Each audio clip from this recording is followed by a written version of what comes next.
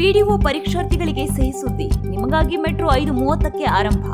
ಬೆಂಗಳೂರಿನಲ್ಲಿ ಸ್ಪರ್ಧಾತ್ಮಕ ಪರೀಕ್ಷೆಗಳು ಇದ್ದಾಗ ಎಲ್ಲರಿಗೂ ಟ್ರಾಫಿಕ್ ಸಮಸ್ಯೆ ದೊಡ್ಡ ತಲೆನೋವು. ಪರೀಕ್ಷಾ ಕೇಂದ್ರಕ್ಕೆ ತಡವಾಗಿ ಹೋಗಿ ಎಂಟ್ರಿ ಸಿಗದೆ ಅದೆಷ್ಟೋ ಜನ ಅವಕಾಶ ವಂಚಿತರಾಗಿದ್ದಾರೆ. ಈ ರೀತಿಯ ಘಟನೆಗಳಿಗೆ ಅವಕಾಶ ಕೊಡಬಾರದು ಎಂದು ಬಿಎಂಆರ್ಸಿಎಲ್ ಮೆಟ್ರೋ ಸೇವೆಯನ್ನು ಬೆಳಗ್ಗೆ 5:30ರಿಂದಲೇ ಆರಂಭಿಸಿದೆ. ಕರ್ನಾಟಕ ಲೋಕಸೇವಾ ಆಯೋಗ ನಡೆಸುತ್ತಿರುವ ಪಂಚಾಯತ್ ಅಭಿವೃದ್ಧಿ ಅಧಿಕಾರಿ ಪರೀಕ್ಷೆ ಡಿಸೆಂಬರ್ 8 ಭಾನುವಾರ ನಡೆಯಲಿರುವ ಹಿನ್ನೆಲೆಯಲ್ಲಿ ಅಂದು ಬೆಳಗ್ಗೆ 5:30ರಿಂದಲೇ ಮೆಟ್ರೋ ಸಂಚಾರ ಆರಂಭವಾಗಲಿದೆ.